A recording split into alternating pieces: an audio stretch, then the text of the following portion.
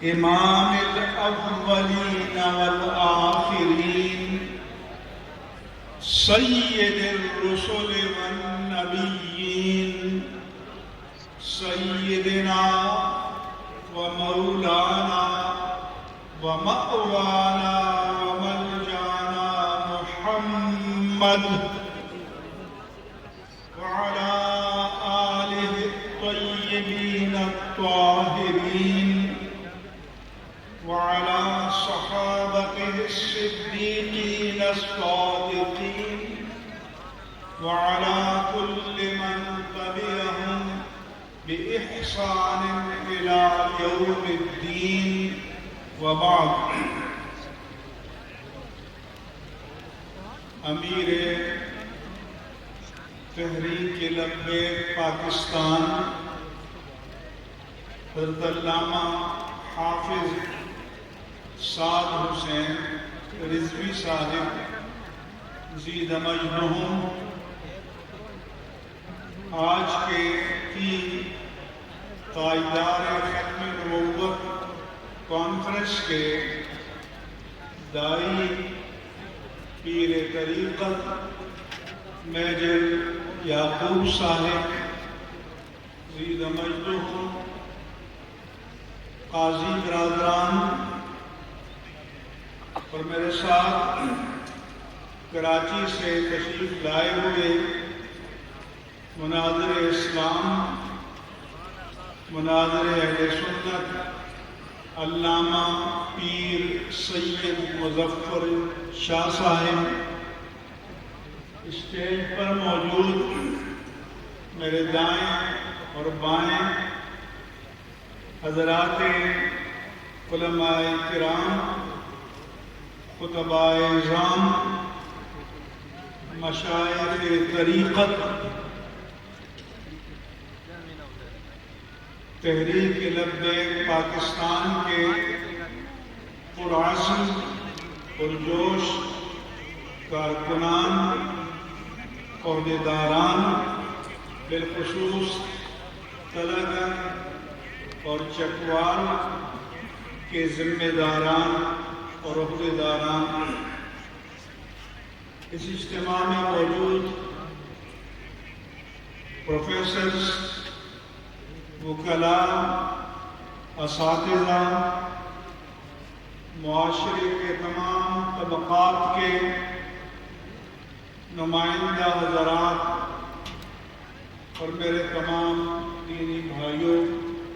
السلام علیکم ورحمۃ اللہ وبرکاتہ۔ میں گزارش کروں گا کہ میری گزارشات کو آپ توجہ سے سنیں اور جو نعرے آپ کے اندر مچل رہے ہیں اس توانائی کو بچا کر رکھیں، اور میرے بعد جب بزرگ تشریف لائیں تو پھر آپ خوب نعرے لگائیے گا۔ میں نفس مسئلہ اور اس سے متعلق چند ضروری باتیں آپ کے سامنے عرض کروں گا۔ سب سے پہلے میں اللہ عز و جل کی بارگاہ میں دعا کرتا ہوں کہ اللہ تعالیٰ اپنے حبیب مکرم صلی اللہ علیہ وآلہ وسلم کے طفیل جناب زہیر شہید رحمہ اللہ تعالی اور تمام شہدائے ناموس رسالت رحمہ اللہ تعالی کے درجات کو اپنی بارگاہ میں بلند فرمائے، اور اللہ تعالیٰ انہیں اپنے حبیب کریم کا قرب خاص نصیب فرمائے۔ میرے عزیز کہہ رہے تھے کردار کیوں خاموش ہیں، لیکن سب کردار خاموش نہیں ہیں، یہ کوئی کردار ہی تو ہے کہ جس نے اتنی اللہ کی مخلوق میں کرنٹ بھر رکھا ہے، چارج کیا ہوا ہے، اور میں نے کہا تھا کہ یہ آٹو چارج ہیں، ان کو ریچارج کرنے کی ضرورت نہیں ہے۔ یہ بھی میں نے امیر المجاہدین علامہ حافظ خادم حسین رضوی رحمہ اللہ تعالیٰ کے سوئے میں کہا تھا داتا دربار میں کہ کربلا کے سوداگر اور کربلا کے تاجر تو بہت دیکھے ہیں، لیکن اپنی اس عہد میں اپنی کربلا سجانے والا ایک ہی خادم حسین کے تھا۔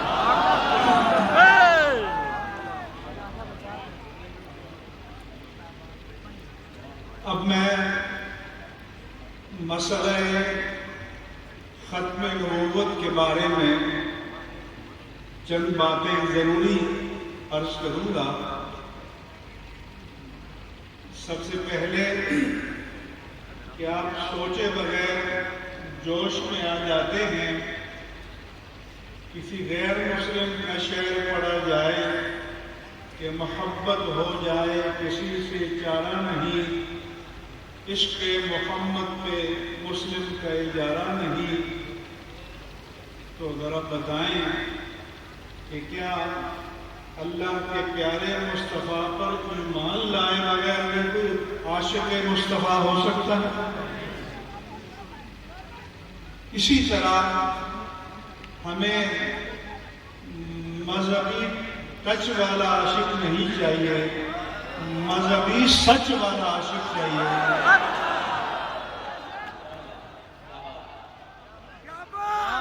اس لیے جب کسی پر دباؤ پڑتا ہے تو اس نے جو کرائے پہ رکھے ہوتے ہیں کہ جی وہ تو بڑے عاشق ہیں، ممالک نام العاشقین ہیں،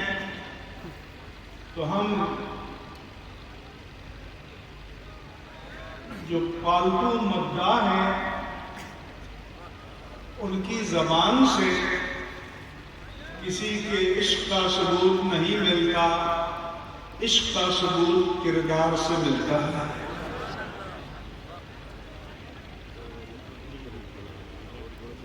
چنانچہ اسی طرح سے سب کہہ دیتے ہیں کہ ہم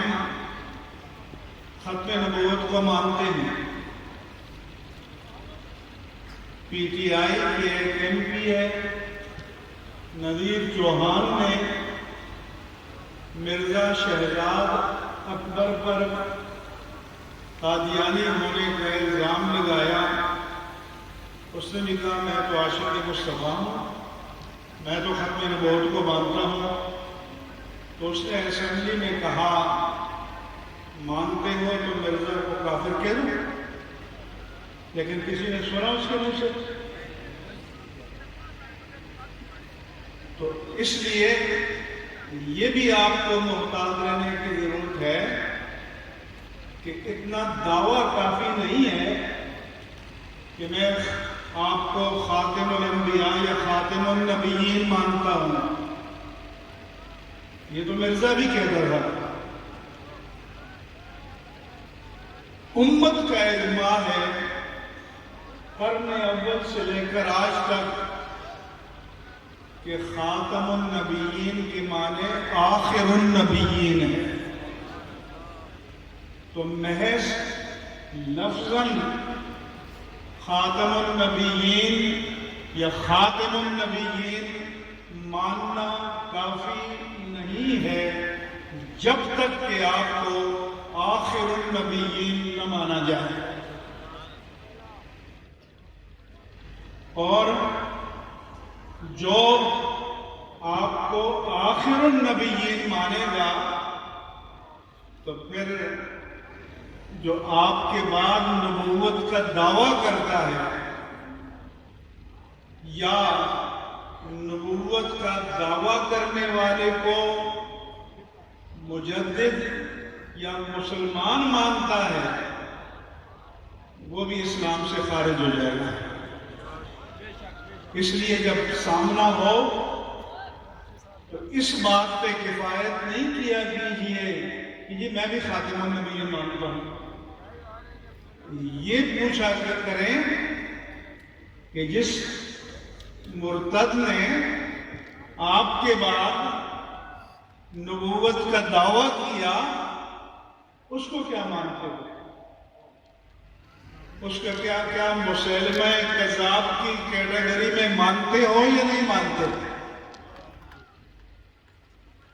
تو اس لیے کوئی بھی ہو آپ کو یہ معلوم ہونا چاہیے کہ لفظ خاتم پر بحث کی ضرورت بھی نہیں ہے۔ اس کے معنی اجماع امت سے قطعیت کے ساتھ قرن اول صحابہ کے اجماع کلی قطعی کے ساتھ یہ طے شدہ ہے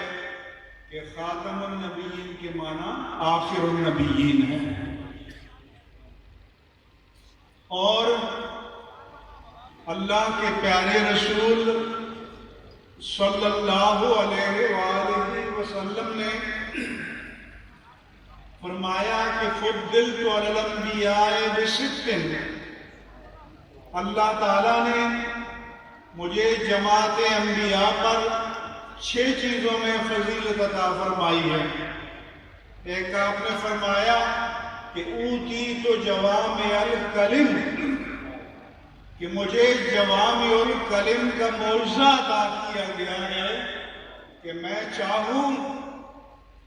تو چند الفاظ پر مشتمل ایک جملے میں معنی کے سمندر کو سمو سکتا ہوں۔ چنانچہ محدثین نے ان احادیث کو جمع کیا ہے کہ جس کے بارے میں کہا گیا کہ اس میں چوتھائی دین ہے، اس میں تہائی دین ہے، اس میں 70% مسائل ہیں۔ یہ آپ میرے آقا کا معجزہ تھا۔ دوسرا آپ نے فرمایا کہ نصرت بالرعب مسیرۃ الشہر، کہ اللہ تعالیٰ نے میری ذات میں ایسا رعب، ایسا جلال، ایسا دبدبہ، ایسی شوکت پیدا کی تھی کہ 1 مہینے کی مسافت سے کسی کی نظر پڑتی تو وہ مرور ہو جاتا ہے۔ پھر آپ نے فرمایا کہ جعلت لی الارض مسجدا وطہورا، کہ پچھلی امتیں اس بات کی پابند تھی کہ عبادت صرف عبادت گاہ میں ادا کی جائے گی، صومعہ میں، کنیسہ میں، بیعہ میں، ٹیمپل میں، چرچ میں، سینیگاگ میں عبادت ادا کی جائے گی، مگر میرے آقا نے فرمایا کہ میری امت کے لیے اللہ نے ساری زمین کو مسجد بنا دیا۔ میرے امتی کے لیے جہاں بھی نماز کا وقت آ جائے، خشک زمین پر جس پر کوئی محسوس نجاست نہ ہو، قبلہ رو کھڑے ہو کر نماز پڑھ لے تو نماز ادا ہو جائے۔ پھر آپ نے فرمایا کہ احلت لی الغنائم لم تحل لأحد قبلی، کہ میرے لیے، میری امت کے لیے غنیمت کے مال کو، صدقات کے مال کو حلال کر دیا گیا، مجھ سے پہلے کسی نبی اور اس کی امت کے لیے حلال نہیں تھا۔ لہذا مال غنیمت کو کھلے میدان میں رکھنا پڑتا، صدقات کے مال کو غلے کی صورت میں ہو، جانور کی صورت میں ہو، سونا چاندی کی صورت میں ہو، کھلے میدان میں رکھا جاتا، اور اگر آسمان سے آگ آتی اور اسے جلا ڈالتی تو تو اس بات کی دلیل تھی کہ صدقہ قبول ہو گیا، اور اگر آسمان کی آگ نہ جلاتی تو یہ اس بات کا اشتہار تھا کہ وہ صدقہ رد ہو گیا۔ تو ذرا سوچیں کہ ابھی عید آ رہی ہے، لوگ 10 لاکھ 20 لاکھ 25 لاکھ کے جانور لے کر اور سجا کر گھماتے ہیں، سوشل میڈیا پر دکھاتے ہیں، ٹی وی پر دکھاتے ہیں، لیکن کسی کو پتا ہے کہ 25 لاکھ والے کی قربانی قبول ہوئی یا 10,000 والے کی؟ تو ذرا بتائیں کہ اگر یہ ریزلٹ آؤٹ ہو جاتا تو پھر ہم کسی کو چہرہ دکھانے کے قابل ہوتے؟ تو پھر یہ دعا کرنی چاہیے کہ یا اللہ، جس طرح تیری ذات کریمی نے اپنے حبیب کریم کے صدقے میں دنیا میں ہمارے عیوب پر پردہ ڈالا، اسی طرح قیامت میں بھی ہمارے عیوب پر پردہ ڈالا، اور ڈھونڈا ہی کرے صدر قیامت کے سپاہی وہ کس کو ملے جو تیرے دامن میں چھپا ہو۔ پھر آپ نے فرمایا کہ کان النبی یبعث الی قومہ خاصہ وارسلت الی الخلق کافہ، کہ مجھ سے پہلے کوئی نبی کسی خاص قوم کے لیے آتا، کسی خاص علاقے کے لیے آتا، کسی خاص زمانے کے لیے آتا، اللہ تعالیٰ نے مجھے نہ صرف پورے عالم انسانیت بلکہ پوری مخلوق کے لیے رسول بنا کر بھیجا۔ اس لیے آپ فرماتے تھے کہ میں آج بھی اس پتھر کو جانتا ہوں کہ جب میں لڑکپن میں اس کے پاس سے گزرتا تو الصلاۃ والسلام علیک یا رسول اللہ کی صدا آتی۔ پھر آپ نے فرمایا کہ ختم بی النبیون، اللہ نے نبیوں کا سلسلہ مجھ پر ختم کر دیا۔ آپ نے فرمایا قد انقطعت النبوۃ والرسالہ، اب نبوت اور رسالت کا اجرا ختم ہو چکا ہے، اب نہ میرے بعد نہ کوئی اور نبی آئے گا، نہ کوئی اور رسول آئے گا، بلکہ قیامت تک میرا ہی سکہ چلتا رہے گا۔ اس لیے آپ کی نبوت، آپ کی رسالت قیامت تک کے لیے جاری ہے۔ آپ نے فرمایا کہ اے میرے امتیوں، تمہارے لیے وہ منظر کتنا عظیم ہوگا، کتنا قابل افتخار ہوگا کہ ینزل عیسی ابن مریم فیکم و امامکم منکم، کہ عیسی ابن مریم تمہارے درمیان نازل ہوں گے، لیکن نبی بن کر نہیں آئیں گے، خاتم النبیین کے امتی بن کر آئیں گے، اور تمہارا امام تم میں سے ہوگا، امام مہدی امامت کریں گے، وہ امام ہوں گے اور حضرت عیسیٰ مقتدی ہوں گے۔ پھر یہ بھی ریکارڈ پر رہنا چاہیے کہ عہد صدیق اکبر کے بعد پوری 1450 سالہ تاریخ میں پاکستان کو یہ افتخار حاصل ہے کہ یہاں پر عقیدہ ختم نبوت کو دستور کا دوسری ترمیم کے ذریعے حصہ بنایا گیا اور چھوٹے مدعی نبوت کو مرتد ڈکلیئر کیا گیا۔ اور یہ بھی اللہ کی قدرت ہے کہ سب سے پہلے میرے آقا کے وصال فرمانے کے بعد جھوٹے مدعی نبوت کو مرتد ڈکلیئر کرنے والے جناب صدیق اکبر تھے، اور 1974 میں پاکستان کی اسمبلی میں ارتداد قادیانیت کی قرارداد پیش کرنے والے انہی کی اولاد میں ہمارے قائد ملت اسلامیہ، قائد اہل سنت علامہ شاہ احمد نورانی صدیقی تھے۔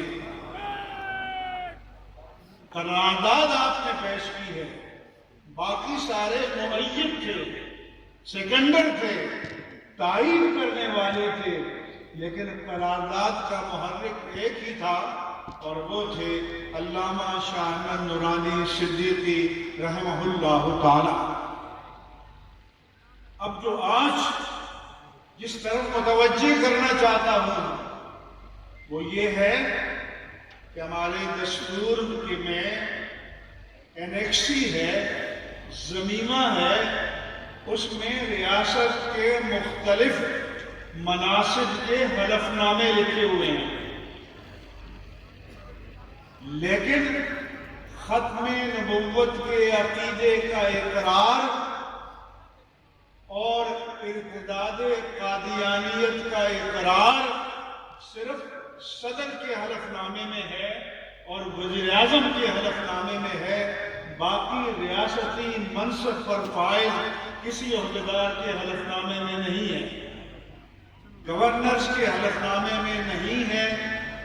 وفاقی اور صوبائی کابینہ کے حلف نامے میں نہیں ہے، پارلیمنٹ کے ارکان کے حلف نامے میں نہیں ہے، اعلیٰ جوڈیشری کے ججوں کے حلف نامے میں نہیں ہے، مسلح افواج کے سربراہان کے حلف نامے میں نہیں ہے، تو پھر اس کا مطلب ہے کہ ان مناصب تک کوئی بھی پہنچ سکتا ہے۔ اس لیے علامہ شاہ احمد نورانی صدیقی اور اس دور کے بزرگ اپنے حصے کا کام کر گئے ہیں، لیکن آپ کے اور میرے حصے کا کام ابھی باقی ہے۔ اس لیے حضرت فرما رہے تھے کہ سیاست سے گریز نہ کرو۔ میں نے بھی حال ہی میں کالم لکھا ہے کہ کانت بنو اسرائیل تسوسہم الانبیاء، کہ بنی اسرائیل کی سیاست کاری انبیاء کرام انجام دیتے تھے، تو سیاست فریضہ نبوت ہے، سیاست شعار نبوت ہے۔ کیوں؟ کہ سیاست کے معنی ہے امت کے نظم اجتماعی کی تدبیر کرنا، تو کیا یہ تدبیر آپ بے دین لوگوں کے ہاتھ میں دے سکتے ہیں؟ کیا یہ تدبیر آوارہ لوگوں کے ہاتھ میں دے سکتے ہیں؟ ہم سچ بولتے ہیں تو تکلیف ہوتی ہے، لیکن اسلام اخبار میں بڑی سرخی کے ساتھ چھپا کہ ملتان کے جلسے میں جب پی ٹی آئی کے چیئرمین آئے تو اس نے رات ایک قادیانی کے گھر میں قیام کیا۔ کیا یہ آپ کو قبول ہے؟ یہ آپ کو برداشت ہے؟ تو پھر شاہ محمود قریشی اپنے چیئرمین کو ٹھکانہ نہیں دے سکتے تھے؟ تو اس لیے اس فریب میں نہیں آئیں گے کہ میں عاشق رسول ہوں۔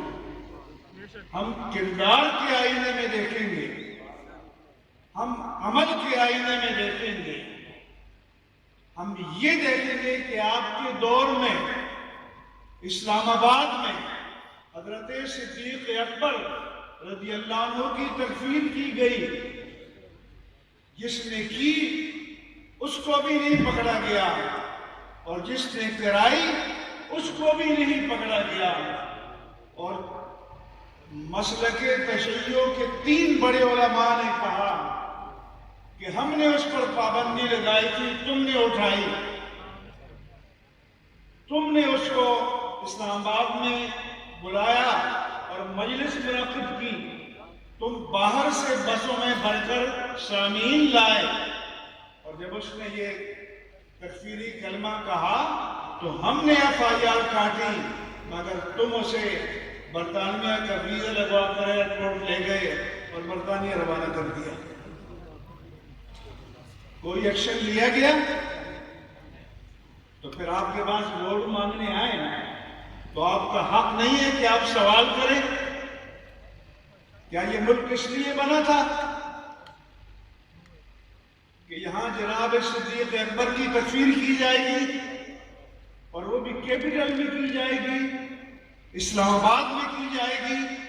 اور کسی کے خلاف کوئی ایکشن نہیں لیا جائے گا؟ اس لیے ہمارے علماء نے کہا کہ اگر کوئی یہ کہے کہ میں نبی ہوں آج، اور کوئی اس سے یہ کہے کہ تم نبی ہو تو معجزہ پیش کرو، وہ بھی کافر ہو جائے، کیونکہ جھوٹے مدعی نبوت سے معجزے کا مطالبہ وہ کرے گا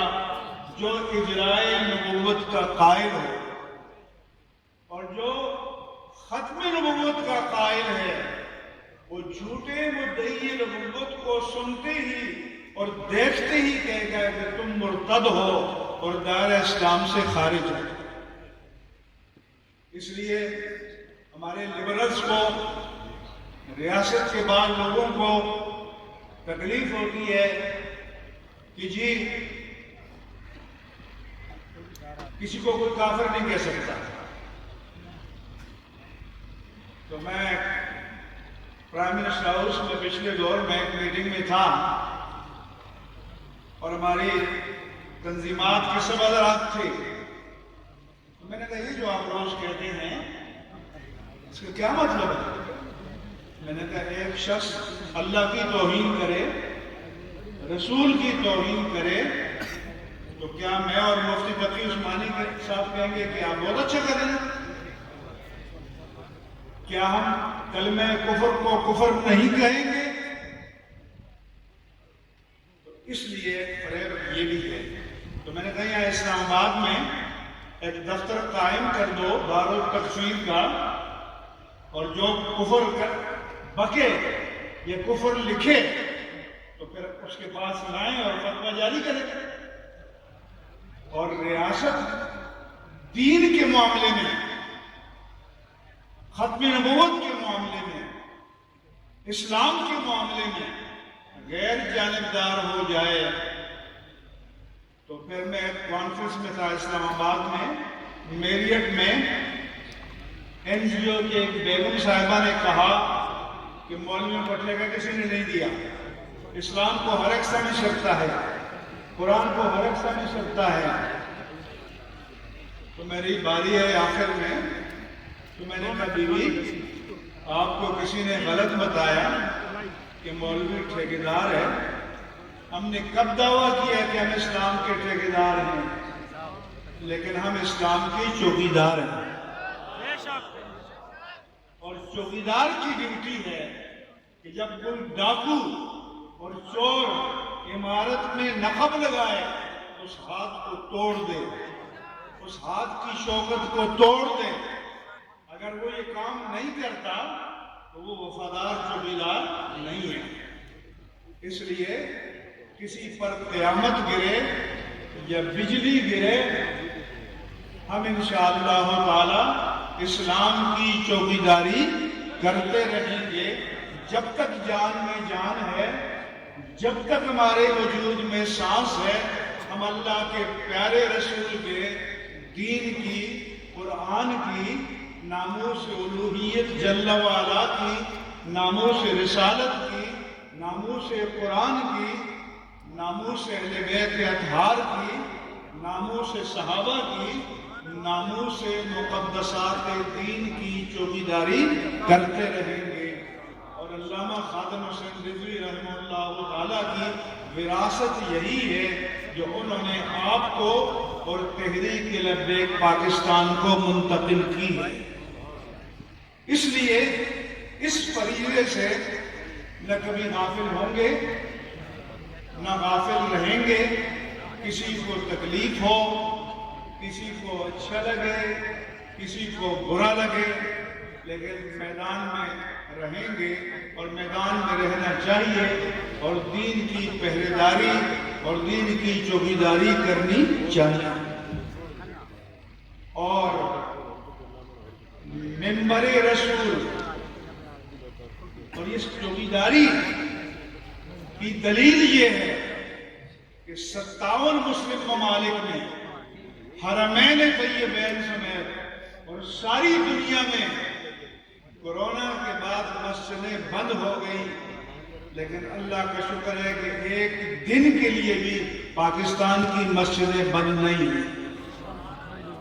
تو اگر کہیں اور بھی کوئی اسلام کا چوکیدار ہوتا تو مسجدیں بند ہوتی، حرمین طیبین بند ہوتے۔ مجھے مکہ مکرمہ سے رو کر ٹیلی فون آئے، کہا کہ مفتی صاحب آپ لوگوں کو ہم دعائیں کرتے ہیں، مبارکباد دیتے ہیں، ہم حرم شریف سے 10 منٹ کے فاصلے پر ہیں،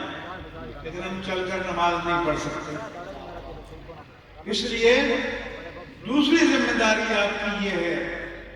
کہ مدارس آزاد رہیں، مساجد آزاد رہیں، منبر رسول آزاد رہے، مصلی رسول آزاد رہے، مسند تدریس آزاد رہے۔ جب تک یہ مراکز آزاد ہیں اللہ کا دین آزاد ہے، اور یہ ریاست کی غلامی میں نہیں جائے گا، اور انشاءاللہ کبھی بھی نہیں جائے گا۔ جن کو پریشانی ہے وہ اسی سے پریشانی ہے، اور وہ اپنے ایجنٹ ڈھونڈتے ہیں تاکہ تقسیم کریں، تفریق کریں، لیکن انشاءاللہ تعالی مسلمانان پاکستان اور اہل سنت و جماعت مساجد کی حریت، مدارس کی حریت اور منبر رسول کی حریت اور مصلی رسول کی حریت کی حفاظت کریں گے، اور آپ سب کو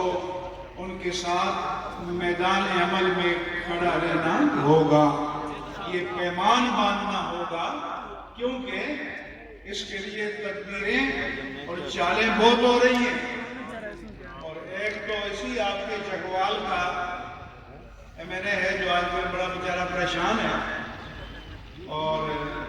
پہلے یہ خیال تھا کہ شاید ایک ریلی کی مار ہے،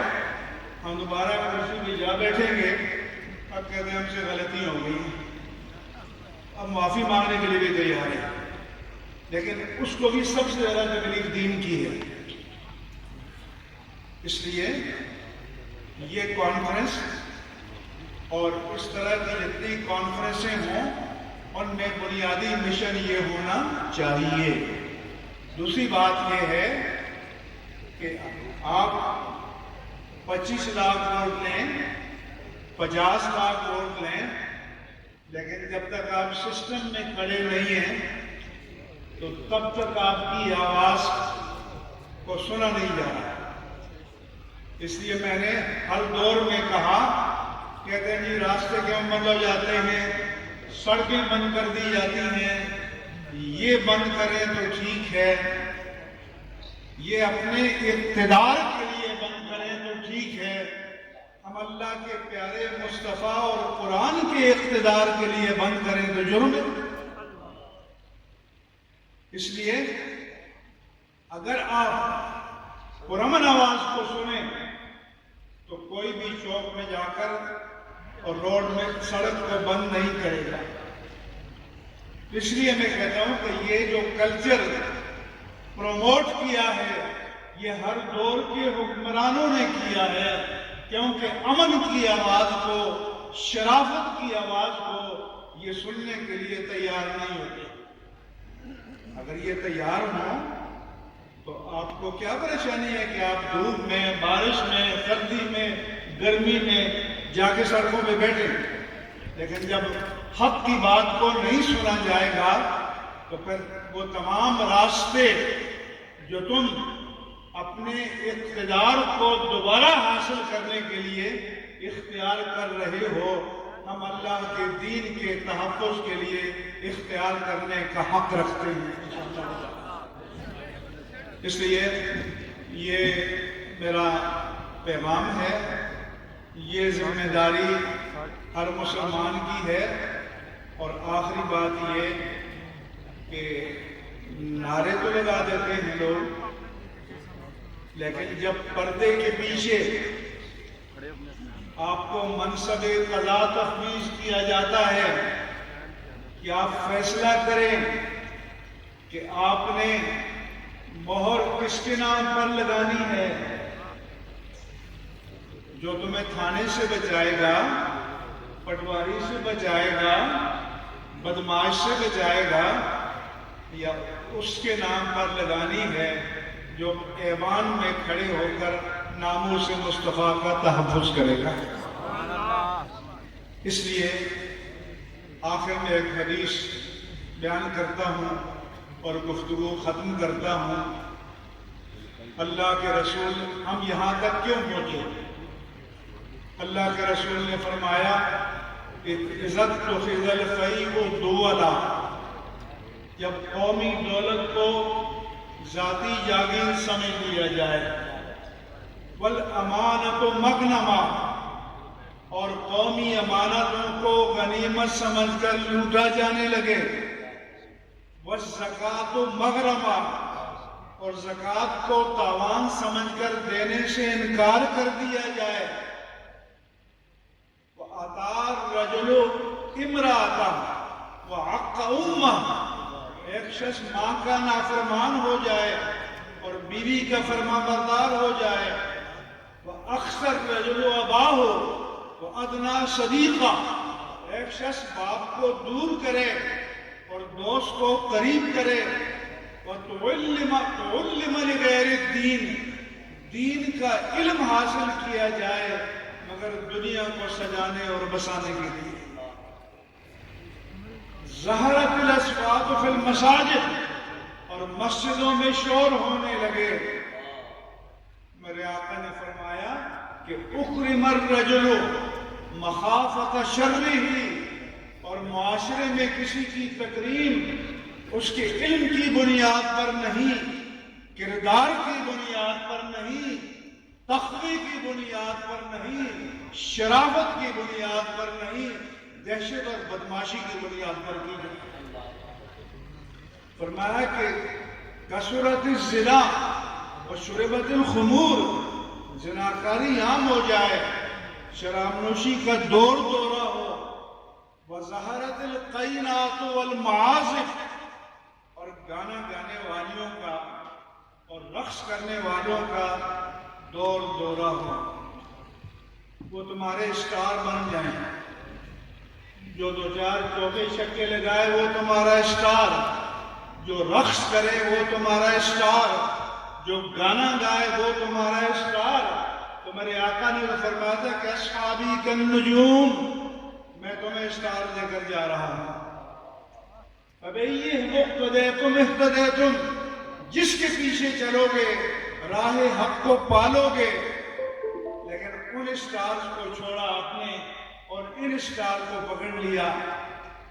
پھر کیا ہوگا؟ هُنَاكَ زَلَازِلَ وَخَسْفًا وَمَسْخًا وَرِيحًا حَمْرًا، زلزلے آئیں گے، صورتیں بگاڑی جائیں گی، زمین میں دھسائے جاؤ گے، سرخ ہوائیں چلیں گی۔ ایک تو صورت یہ بگاڑنا ہے کہ جیسے بنی اسرائیل کو بندر و خنزیر بنا دیا گیا، اور ایک صورت کا یہ بگاڑنا ہے کہ ہم کشکول لیے دنیا کے سامنے پھر رہے ہیں، ان کی شرائط کو مان رہے ہیں، ملک کو ایک رات میں 30 قوانین پاس کر کے ان کی غلامی میں دے رہے ہیں، اسٹیٹ بینک کو ان کی غلامی میں دے رہے ہیں۔ یہ بھی صورت کا بگاڑ ہے۔ پھر ہونا کا آیاتوں، وہاں پر نشانیاں ظاہر ہوں، تتابعوا، پیدر پہ، کسلک بال قطع سلکہ، فرمایا کہ جیسے ایک موتیوں کی لڑی ہے، اس کی ڈوری ٹوٹ جائے تو موتی ایک ایک کر کے گرتے ہیں، پھر ایک ایک کر کے